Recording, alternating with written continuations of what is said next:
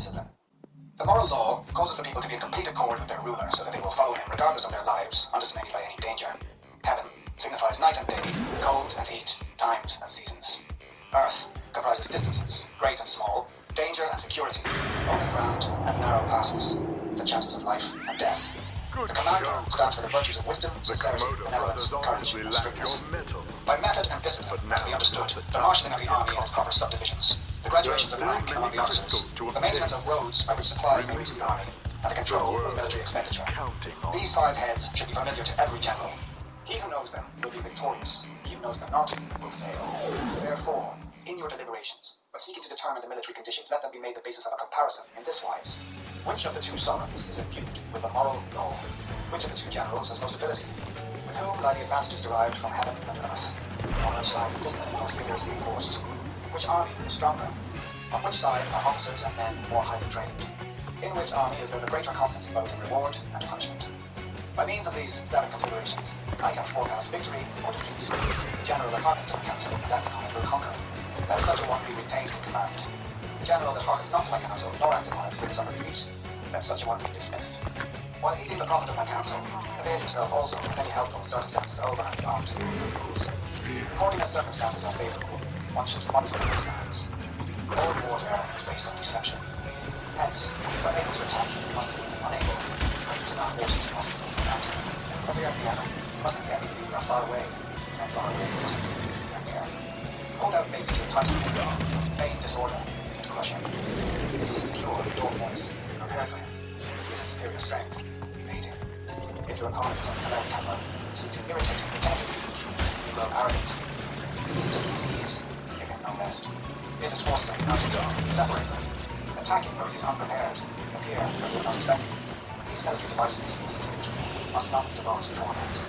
Now, the general who wins a battle makes many calculations in his temple ere the battle is fought.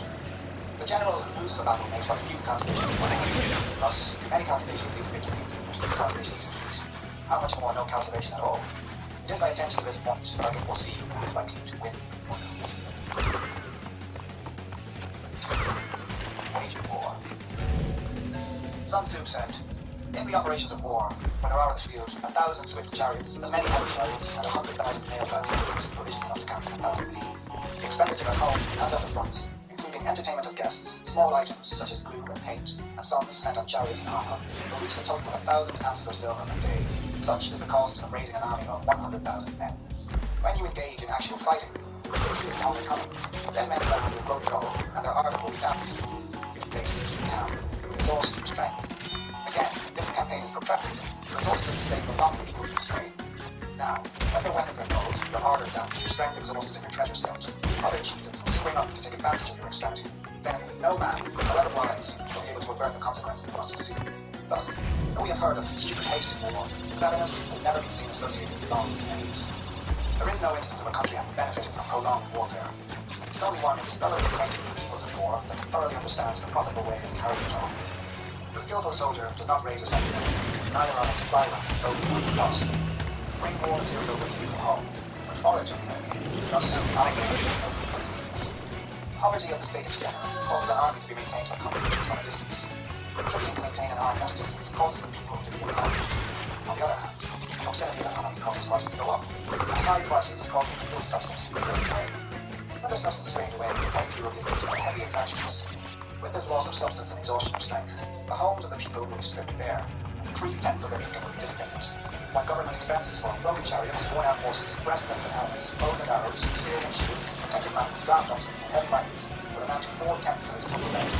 Hence, a wise general makes a point of foraging on the enemy. One cargo of the enemy's provisions is equivalent to 20 for one goal, and likewise, a single pickle of his provender is equivalent to 20 from one's own store. Now, in order to kill the enemy, our men must be roused to anger, and there may be an advantage for defeating the enemy. They must have their rewards. Therefore, in chariot fighting, 10 or more chariots are taken. The one should be rewarded who took the first. Our own flag should be substituted for those of the enemy, and the chariots may be used in conjunction with ours. The captured soldiers should be kindly treated and kept. This is called using the conquered foe to avenge one's own strength. In war, then, let your great object be victory, not lengthy campaigns. Thus, let it know that the people of armies is the arbiter of the people's fate. A man on whom it depends whether the nation shall be in peace or in peril. tactical strategy. Sun Tzu said, in the practical art of war, the best thing of all is to take the enemy's country whole and intact. To shatter and destroy it is not so good.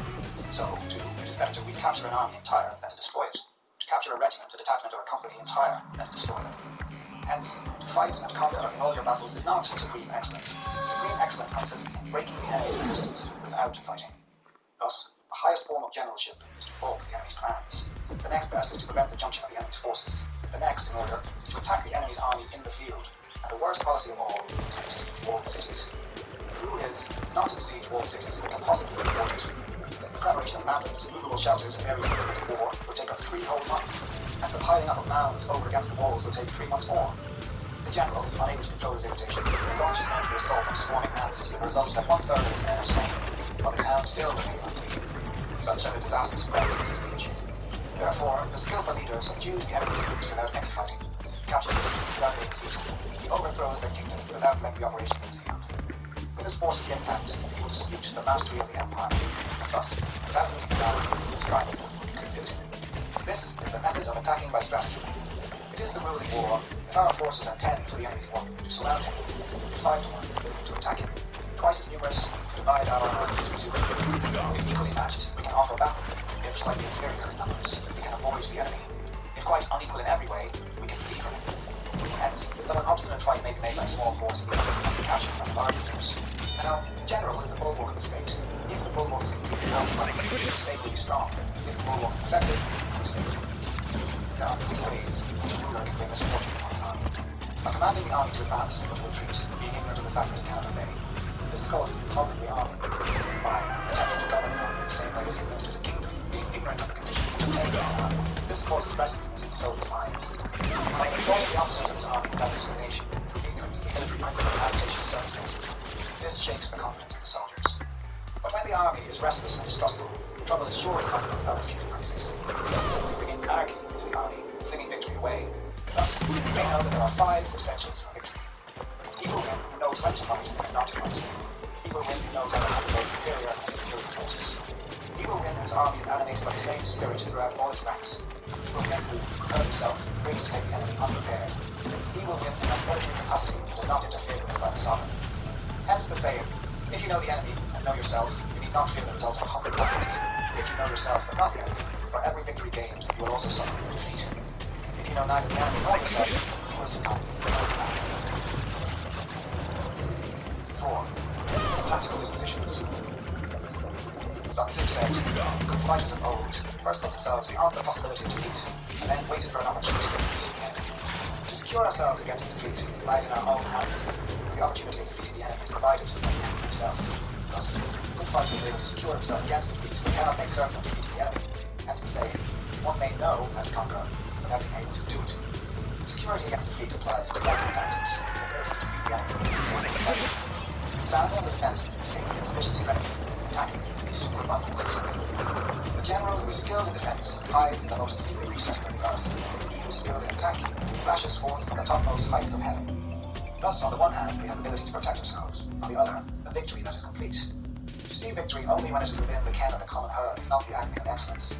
Neither is the acme of excellence if you fight and conquer and the whole empire says, well done. To lift an autumn hair is no sign of great strength. To see the sun and moon is no sign of sharp sight. To hear the noise of thunder is no sign of quick ear.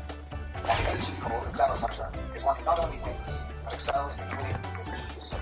Hence, victories bringing neither reputation for wisdom nor credit for courage. He wins his battles by making no mistakes. Making no mistakes is one establishes the certainty of victory through this, conquering an enemy that is already defeated. Hence, the skillful fighter puts himself into a position which makes defeat impossible, and does not miss the moment for defeating the enemy. Thus it is that in war, the victorious strategist only seeks battle after the victory has been won, whereas he was destined to defeat first fights and afterwards wins the victory. The consummate leader cultivates a moral law which strictly adheres to method and discipline. Thus, it is in his power to control success. In respect of military methods, we have, firstly, measurement, secondly, estimation of quantity, thirdly, calculation, fourthly, balancing of chances, fifthly, victory. Measurement owes its existence to power, estimation of quantity to measurement, calculation to quantity, balancing of chances to calculation, and victory, balancing of chances. A victorious army opposed to a routed one is as a pound's weight placed in the sea against a single grain. The onrush of a conquering force is like the bursting of pent-up water into a canyon 1,000 fathoms deep.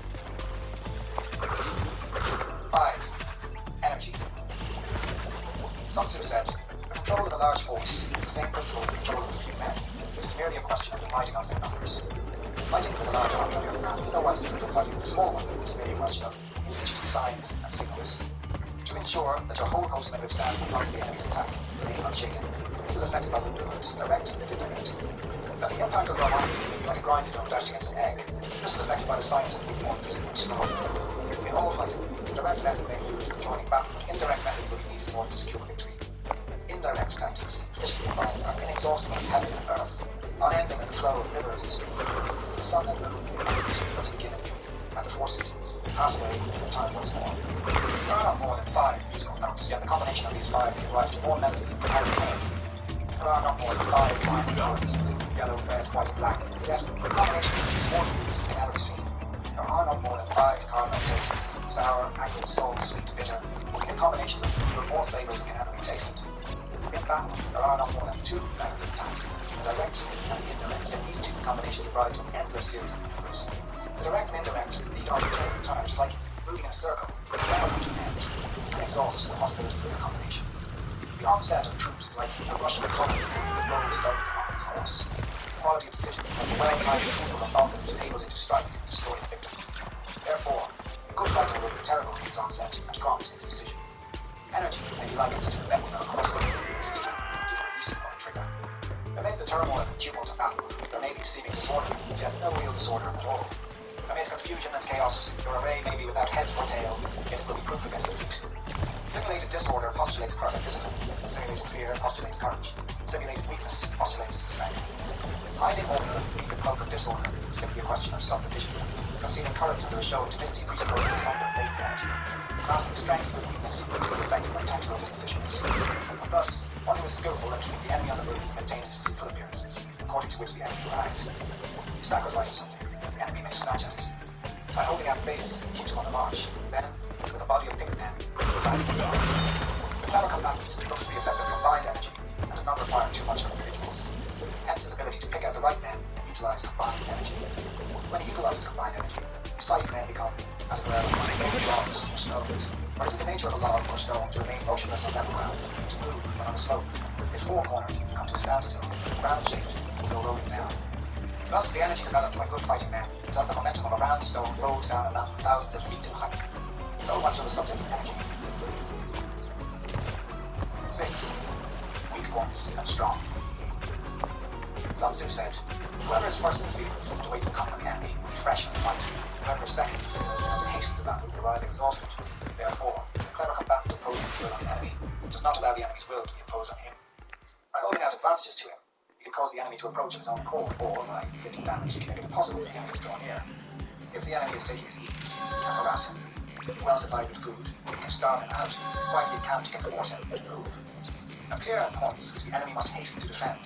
March swiftly to places where you are not expected. An army may march great distances without distress. You can march through the country.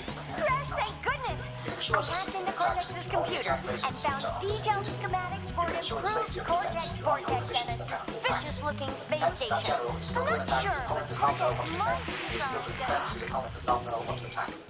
Oh, divine art of subtlety and secrecy, true you, learn to be invisible, true you, inaudible, and hence we can hold the enemy's fate in our hands. You may advance and be absolutely irresistible if you make for the enemy's weak points. You may retire and be safe in pursuit if your movements are more rapid than those of the enemy. If we wish to fight, the enemy can force us into engagement, though he would shelter behind a high rampart and ditch.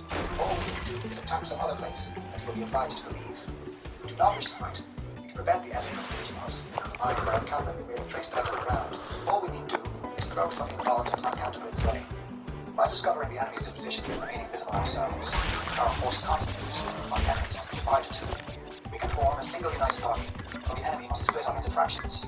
Hence, there will be a whole against separate parts of a whole, which means that we shall be many to the enemy's few. And if we are able thus to attack an inferior force with a superior one, our opponent will be dire straits. The spot where we intend to fight must not be made known, for then the enemy will have to prepare against a possible attack at several different points. And his forces being thus distributed in many directions, the numbers we shall have to face at any given point will be proportionately few.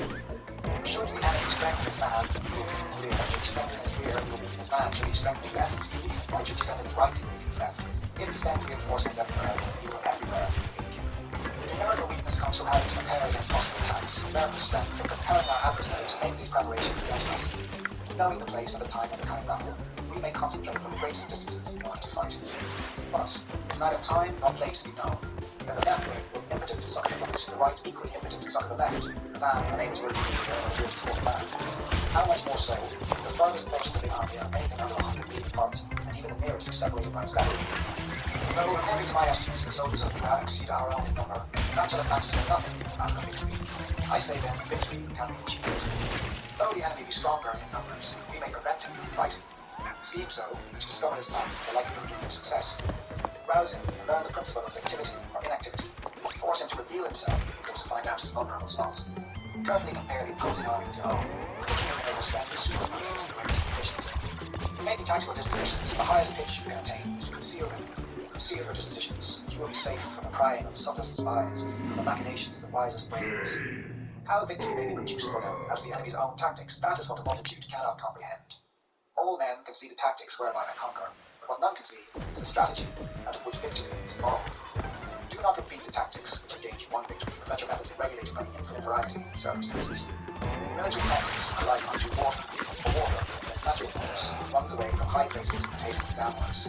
So, war, what is to avoid the strong, to strike the one's weak.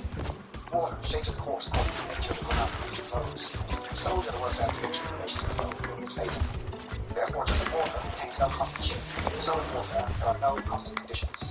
He can modify his tactics in relation to his opponent and thereby succeed. He may be called a common-born captain. 5 elements, water, fire, wood, metal, earth, are not always completely dominant. The 4 seasons may vary from time to time, but the short days can be long. The moon has its periods of waning and rising. 7. Maneuvering. Sun Tzu said, in war, the general receives his commands in sorrow. A collected army that concentrated its forces must blend and harmonize the different elements thereof before reaching its end. After that comes tactical maneuvering, and which there is nothing more difficult. The difficulty of tactical maneuvering consists in turning the tedious into the event, misfortune. Thus, to take a long and circuitous route, after enticing the enemy out of the way, and thus darting after him, try to reach the goal before him, shows knowledge of the articles of communication. Maneuvering with an army is advantageous, with undisciplined multitude, most to weakness. If you set fully equipped army march all distance advantage, the chances are that you will late. On the other hand, to detach a flying column in front involves sacrifice on baggage and sport. Thus, if you order your men to roll up their bunkers and force marches about 40 day night, covering double the distance of the stretch, doing 100 league in order to wrest an advantage, the leaders of all their 3 divisions will fall into the hands of the enemy. The stronger men will be in front, particularly once before behind, and on this plan, only 1/10 of your army will be left in the field. If you march in 50 league in order to outmaneuver the enemy, you will lose the leader of the first division, and only half your force will reach the goal. If you march 30 league with the same object, 2/3 of your army will arrive. We may take it then, an army without time to is lost, without provision is lost, without bases of supply, it is lost. We cannot enter into alliances until we are acquainted with the designs of our neighbours. We are not fit to lead an army on the march unless we are familiar with the face of the country, its mountains and forests, its pitfalls and precipices, its marshes and swamps. We shall be unable to turn natural advantage to account unless we make use of local guidance. In war, practice dissimulation, and you will succeed. But to concentrate and divide your troops must be decided by circumstances. Let your rapidity be not compactness that of the forest, raiding and plundering like fire, maneuverability like a mountain. Let your plans be dark and impenetrable as night, and when you move, fall like a thunderbolt. When you plunder a countryside, let the spoil divided amongst your men. When you capture the territory, cut it up into allotments and benefit the soldiery. Plunder and liberate before you. He will conquer with large outposts of deviation, such is the art of maneuver. The book of army management says, on the field of battle, the spoken word does not carry far enough, hence the institution of gongs and drums. Nor can ordinary objects be seen clearly enough, hence the institution of banners and flags. Gongs and drums, banners and flags are means whereby the ears and eyes of the host may be focused on one particular point. The host, thus forming, will be single united body. It is impossible either for the brave to advance alone, or for the cowardly to retreat. This is the art of handling large masses of men. In night fighting, then, make much use of signal fires and drums, and in fighting by day of flags and banners as a means of influencing the ears and eyes of your army. A whole army may be robbed of its spirit, a commander-in-chief may be robbed of his presence of mind. Now, the soldier's spirit is keenest in the morning. By noonday, he doesn't have to plan. In the evening, his mind is bent only on returning to camp. A clever general, therefore, avoids an army when its spirit is keen, but attacks it when it is sluggish and inclined to return. This is the art of study. Discipline cannot be disorder and huddle against the enemy. This is the art of maintaining self-possession. To be able to go where the enemy is still far from it. To wait while the enemy is totally stuck. To be well fed while the enemy is famished. This is the art of puzzling one strength. To refrain from intercepting an enemy whose manners are in perfect order. To refrain from attacking an army drawn up in calm and confident array. This is the art of studying the circumstances. It is a military axiom not to advance uphill against an enemy, or to oppose him when he comes down. Do not pursue an enemy who stimulates fight. Do not attack soldiers whose temper is keen. Do not swallow bait offered by the enemy. Do not interfere with an army that is returning home. When you surround an army, you have them flee. Do not press a desperate foe too hard. Such is the art of warfare. 8. Variation in tactics. Sun Tzu said, in war, the general receives his commands from the sovereign, collects his army, and concentrates his forces. When in a difficult country, do not camp. The country for high road to intercept. Join hands with your allies. Do not linger in dangerous and unsafe positions. In hemmed-in situations, you must resort to strategy. In desperate position, you must fight.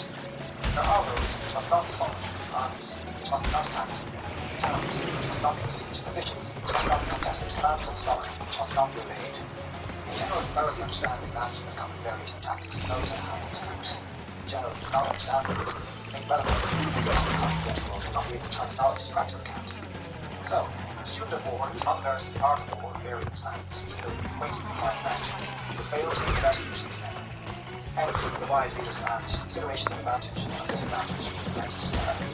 If our expectation of advantage be tempered in this way, we may succeed in accomplishing the essential part of our schemes. If, on the other hand, it is difficult to control this advantage, we may extricate ourselves from misfortune. Reduce the hostile chiefs by inflicting damage on them, make trouble for them, keep them constantly engaged. Hold out speeches allurements, make them rush to a given point. The art of war teaches us to rely not on the likelihood of the enemy's non-coming, but on our own readiness to receive, but on the chances of non-attacking or non-attacking. There are 5 dangerous faults which may affect a general. Recklessness, which leads to destruction. Cowardice, which leads to capture. Hasty temper, which can provoke insults. A delicacy of honor, which is sensitive to shame. Over-solicitude for his men, which exposes him to worry and trouble. These are the 5 besetting sins of the general, ruinous to the conduct of war. When an army is overthrown and defeated slavery, cause will surely be found among these 5 dangerous faults. Let them be a subject of meditation. 9. The army on the march. Sun Tzu said, we come now to the question of encamping the army and observing signs of the enemy. Pass quickly over mountains and keep in the neighborhood of valleys. Camp in high places facing the sun. Do not climb heights in order to fight. So much for mountain warfare. After crossing the river, you should get far away from it. When an invading force crosses the river and it's on the march, do not plan to meet it in midstream. It will be best to let half the army get across and then meet it. If you are anxious to fight, you should not go to meet the invader near a river which he has to cross. Moor your craft higher up than the enemy and facing the sun. Do not move upstream to meet the enemy. So much for river warfare. In crossing salt marshes, your sole concern should be to get over them quickly without decay. If forced to fight in a salt marsh, you should avoid the grass near you and get your back to fallen trees. So much for operations in salt marshes. In dry, level country, take up an easily accessible position with rising ground to the right and down here, so that the danger may be in front and safety lie behind. So much for camping in flat country. These are the 4 useful branches of military knowledge able to yellow river to vanquish 4 several suburbs. All armies prefer high grounds to low and sunny places to dark. If you are careful of your men and carry high ground, you are free from disease of every kind. This was a victory. Then you come to a hill or a bank, occupy the sunny side, with the slope on the right. Thus, you will at once act for the benefit of your soldiers and utilize the natural advantages of the land. Now, in consequence of heavy rains upcountry, a river which you wish to ford is swollen and flecked with foam. You must wait until it subsides. Country is around 7 streams, torrents running through, deep natural hollows, confined places, tangles, thickets, quagmires, and crevasses should be left all possible speed unapproached. While we keep away from such places, we should get the enemy to approach them. While we face them, we should let the enemy have them on his rear. If in the neighborhood of your camp there should be any hilly country, colonies to by aquatic grass, hollow basins filled with reeds, or woods thick undergrowth, you must be carefully ready and searched. These are places where men in ambush and secret spies are known to be lurking. When the enemy is close at hand, it remains quiet. It is relying on a natural strength of position. It keeps aloof and trusts with both family, is anxious for the other side to advance. It is placed in encampment, easy of access, is tender in bait. Movement amongst the trees of the forest shows the enemy is advancing. The appearance of a number of streams in the midst of great grass means that the enemy wants to make us suspicious. Rising of birds in their flight is a sign of an ambuscade. Startled beasts indicate that a sudden attack is coming. When there is dust rising in a high column, it is a sign of chariots advancing. When the dust is low and spread over a wide area, it tokens the approaching infantry. When it branches out in different directions, it shows that parties have been sent to collect firewood. A few clouds of dust moving to and fro signify that the army is encamping. Humble words and increased preparations are signs that the enemy is about to advance. Violent language and driving forward as if to the attack are signs of retreat. When the light chariots come out first to take up a position on the wings, it is a sign that the enemy is forming for battle. Peace proposals, unaccompanied by a sworn covenant, indicate a plot. When there is much running about and the soldiers fall into rank, it means that the critical moment has come. When some are seen advancing and some retreating, it is a lure. When the soldiers stand leaning on their spears, they are faint from want of food. If those who are sent to draw water begin by drinking themselves, the army is suffering from thirst. If the enemy takes an advantage to gain, it makes work secured. The soldiers are exhausted. If birds gather on any spot, it is unoccupied. Clamour at night tokens nervousness. If there is disturbance in the camp, the general's authority is weak. If the banners and flags are shifted about, sedition is afoot. If the officers are angry, it means that the men are weary. When an army feeds its horses for prey and kills its cattle for food, and when the men do not hang their cooking pots on the campfires, showing that they will not return to the tents, you may know that they are determined to fight to the death. The sight of men whispering together in small knots is a keen subdued to constant disaffection amongst the rank and file. Too frequent rewards signify that the enemy is at the end of his resources. Too many punishments betray the condition of dire distress. To begin by blustering, but afterwards to take fright of the enemy's numbers shows supreme lack of intelligence. When envoy extends confidence in hands, it is a sign that the enemy wishes for a truce. If the enemy's troops march up angrily and remain facing ours for a long time without either joining battle or taking themselves off again, the situation is one that demands great vigilance and circumspection. If our troops are no more in number than the enemy, that is amply sufficient. It only means that no direct attack will be made. What we can do is simply to concentrate all our available strength for close watch on the enemy and obtain reinforcements. He who exercises no forethought but makes light of his opponents is sure to capture them.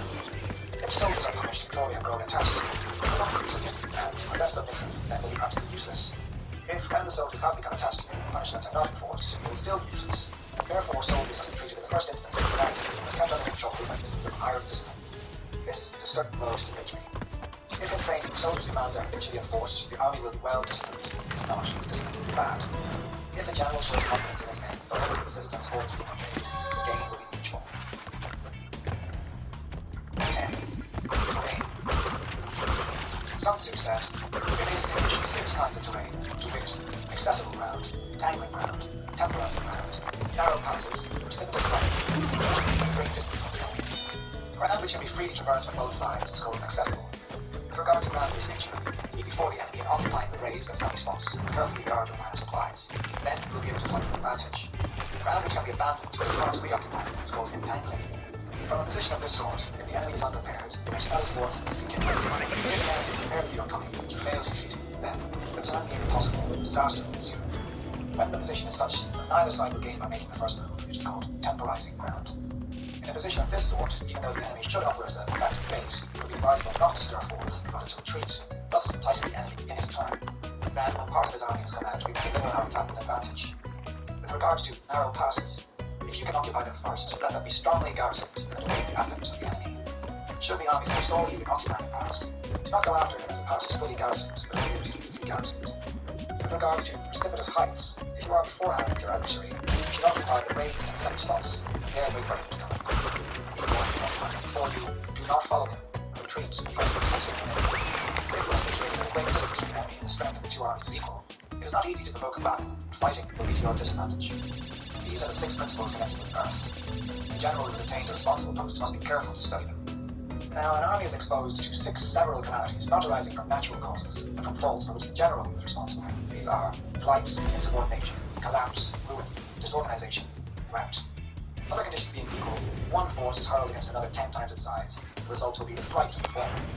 When the common soldiers are too strong and their officers too weak, the result is insubordination. When the officers are too strong and the common soldiers too weak, the result is collapse. When the higher officers are angry and insubordinate, not meeting the enemy in battle on their own account and with resentment before the commander-in-chief can tell whether or no he is in a position to fight, the result is ruin. When the general is weak and without authority, his orders are not clear and distinct. When there are no fixed duties as long as he watches the line, and plans are formed in a slovenly, haphazard manner, the result is utter disorganization. When a general, unable to estimate the enemy's strength, allows an inferior force to engage a larger one, or hurls a weak detachment against a powerful one, or grants to place 8 soldiers in the front rank, the results must be rout. These are 6 ways to avoid defeat, which must be carefully noted by the general who has attained the responsible post. The natural formation of a country is the country's best ally, but the power of estimating the adversary, of controlling the forces of victory, and of shrewdly calculating difficulties, dangers, and distances, constitutes the test of a great general. He who who knows these things, and in fighting puts his knowledge into practice, will win his battles. He who knows them not, nor practices them, will surely be defeated. If fighting is sure to result in victory, then you must fight, even though the ruler forbid it. If fighting will not result in victory, then you must not fight, even at the ruler's bidding. The general who advances without coveting fame and retreats without fearing disgrace, whose only thought is to protect his country and do good service for his sovereign, is the jewel of the kingdom. Regard your soldiers as your children, and they will follow you to the deepest valleys. Look upon them as your own beloved sons. They will stand by you until death. If, however, you are indulgent, but unable to make your authority felt, kind-hearted, but unable to enforce your commands, and incapable, moreover, of quelling disorder, then your soldiers must be like despoiled children. They are useless for any practical purpose. If we know that our own men are in condition to attack, but are unaware that the enemy is not open to attack, we've gone only halfway towards victory. If we know that the enemy is open to attack, but are unaware that our own men are not in condition to attack, we've gone only halfway towards victory. If we know that the enemy is open to attack, but also know that our men are in a condition to attack, and are unaware that the nature of the ground makes fighting impracticable, we've still gone only halfway towards victory. Hence, the experienced soldier, once he motion, is never bewildered. Once he has spoken counter, he is never at a loss. Hence the saying, if you know the enemy and know yourself, your victory will not stand in doubt. For no heaven and no earth, you may make your victory complete. 11. Benign situations. Sun Tzu said, the art of war recognizes 9 varieties of ground. Dispersive ground, facile ground, contentious ground, open ground, ground of intersecting highways, serious ground, difficult ground, hemmed-in ground, desperate ground. One achieves its fighting in its own territory, which is dispersive ground. When he has penetrated into hostile territory at no great distance, it is facile ground. Ground, the possession of which imports great advantage to either side, is contentious ground. Ground on which each side has liberty of movement is open ground. Ground, which forms the key to 3 contiguous states, so that he occupies it first as most of the empire at his command, is a ground of intersecting highways. When an army is penetrated into the heart of a hostile country, the number of fortified cities will clear, it is serious ground. Mountain forests, rugged steep marshes and fens, all country that is hard to traverse, this is difficult ground. Ground which switches through narrow gorges, over which we can only retire by tortuous paths, so that a small number of the enemy should suffice to crush a large body of our men. This is hemmed-in ground. Ground on which we can only be saved from destruction by fighting without delay, is desperate ground. On dispersive ground, therefore, fight not. On facile ground, hold not. On contentious ground, attack not. On open ground, do not try to block the enemy's way. On the ground of intersecting highways, join hand with your allies. On serious ground, gather and plunder. In difficult ground, keep steadily on the march. On hemmed-in ground, resort to strategy. On desperate ground, fight.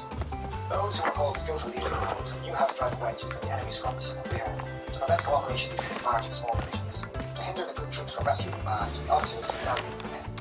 When the enemy's men were united, they managed to keep them in disorder. When it was to their advantage, they made a forward move, when otherwise they stopped still. If asked how to cope with the great host of the enemy, orderly array, and on the point of marching to the attack, I should say, begin by seizing something which your opponent holds dear. Then he will be amenable to your will. Rapidity is the essence of war. Take advantage of the enemy's unreadiness. Make your way by unexpected routes, and attack unguarded spots. The following are the principles to be observed by an invading force. The further you penetrate into the country, the greater will be the solidarity of your troops, and thus the defenders will not prevail against you. Make forays in fertile country in order to supply your army with food. Carefully study the well-being of your men and do not overtax them. Concentrate your energy and hoard your strength. Keep your army continually on the move and devise unfathomable plans. Throw your soldiers into positions whence there is no escape. They will prefer death to flight. If they will face death, there is nothing they may not achieve. Officers and men alike will put forth their uttermost strength. Soldiers are in desperate straits. There is a sense of fear. There is no place of refuge. They will stand firm. When they are in hostile country, they will show stubborn front. If they are held for it, they will fight hard. Thus, without waiting to be marshalled, the soldiers will be constantly on the key leave.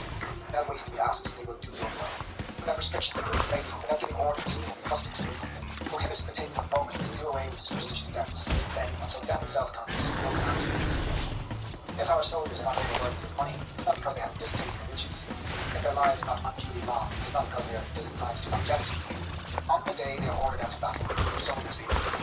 Those sitting on the between arms, and those lying down, letting the tears run down their cheeks. But let them once be brought to bay, and they will display the courage of a true way. The skillful tactician may be likened to Shuai-Jan. Now, Shuai-Jan is a snake that is found in the Qiang Mountains. Strike at its head, you will be attacked by its tail. Strike at its tail, and you will be attacked by its head. Strike at its middle, and you will be attacked by head and tail, both. Ask an army enemy to penetrate the Shuai-Jan. I should answer, yes, the men of Wu and the men of Wei are enemies. Yet if they are crossing the river in the same boat and are caught by a storm, they will come to each other's assistance just to the left hand, not to the right. Hence, it is not enough to put one's trust in the tethering of horses, burying a chariot because of the ground. The principle on which to manage an army is set up one standard of courage which all must reach. And to make the best of both strong and weak, and of course, all economies to the ground. Thus, the skillful general conducts his army just as though he were leading a single man, lead by the hand. It is the business of a general to be quiet, thus ensure secrecy, upright, just, and thus maintain order. He must be able to mystify his officers and men by false reports and appearances, and thus keep them in total ignorance.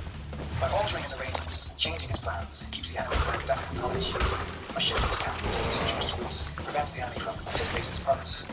At the critical moment, the leader of an army acts like one who has climbed up a height and then kicks away the ladder behind him. He carries his men deep into hostile territory before he shows his hand.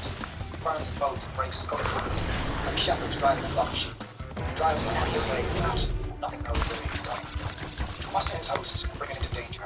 This in terms of the business in general. Different measures suited to the nine varieties of ground, the expediency of aggressive or defensive tactics, and the fundamental laws of human nature determine things that must most certainly be restrained.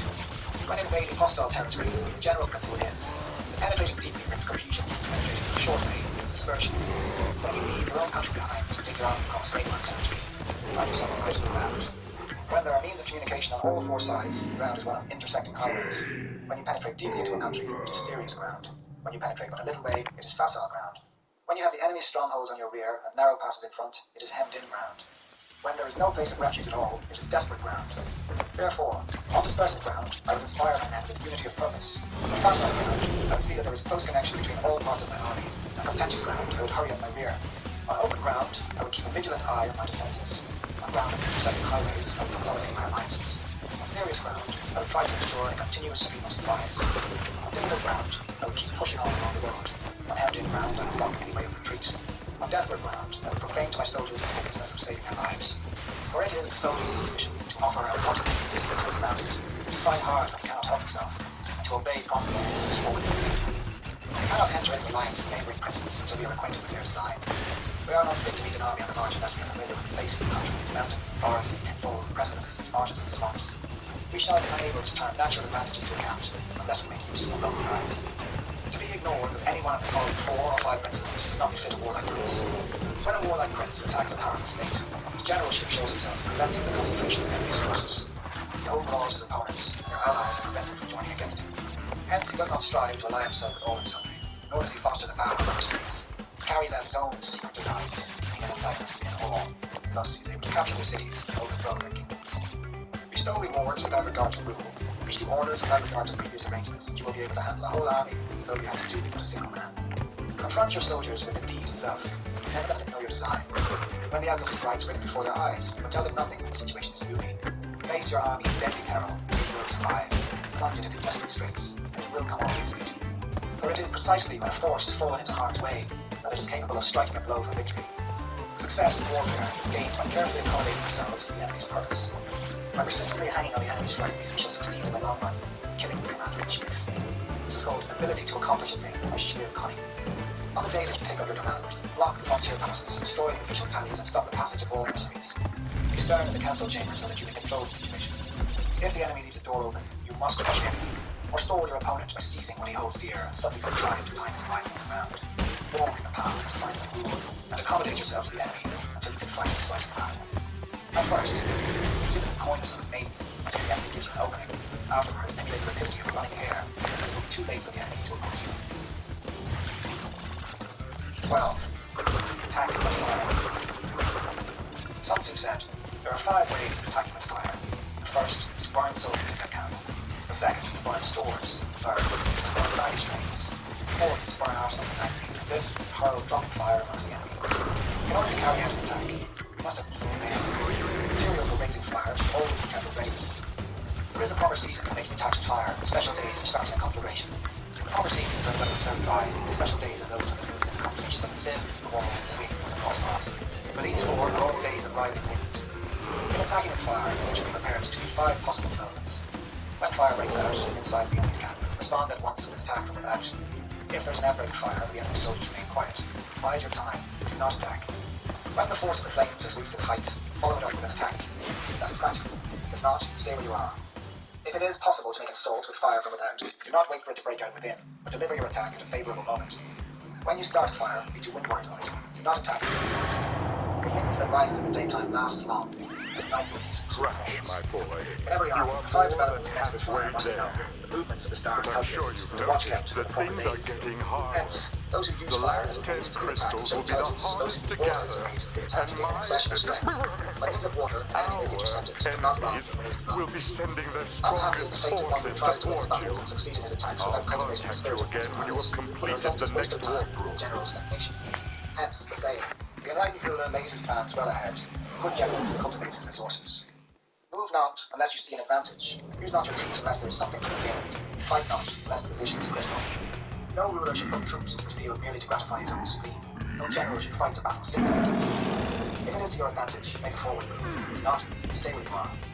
Anger may in time change to gladness. Vexation may be succeeded by contempt. But a kingdom that has once been destroyed can never come again into being. Nor can the dead ever be brought back to life. Hence, the enlightened ruler is heedful, and a good general full of caution. This is the way to keep a country in peace, and an army intact. 13. The use of spies. Sun Tzu said, raising a host of 100,000 men, marching to great distances entails heavy loss of the people and a drain of the resources of the state. Daily expenditure will amount to 1,000 ounces of silver. There will be commotion at home and abroad, and men will drop down exhausted on the highways. As many as 700,000 families will be repeated in their labor.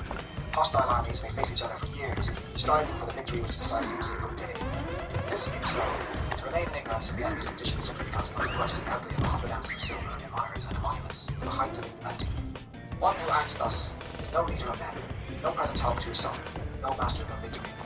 Thus, what enables the wise sovereign and the good general to strike and conquer and achieve things beyond the reach of ordinary men is foreknowledge. Now, this foreknowledge cannot be elicited from spirits. It cannot be obtained deductively from experience, nor by any deductive calculation. Knowledge of the enemy's dispositions can only be obtained from other men. Hence the use of spies, of whom there are 5 classes: local spies, inward spies, converted spies, true spies, and survival spies. When these 5 kinds of spy are all at work, none can discover the secret system. This is called divine manipulation of the threads. It is the sovereign's most precious faculty. Having local spies means employing the services of the inhabitants of the district. Having inward spies, making use of officials of the enemy. Having converted spies, getting hold of the enemy spies and using them for our own purposes. Having doomed spies, doing certain things openly for purposes of deception and allowing our spies to know of them and report them to the enemy.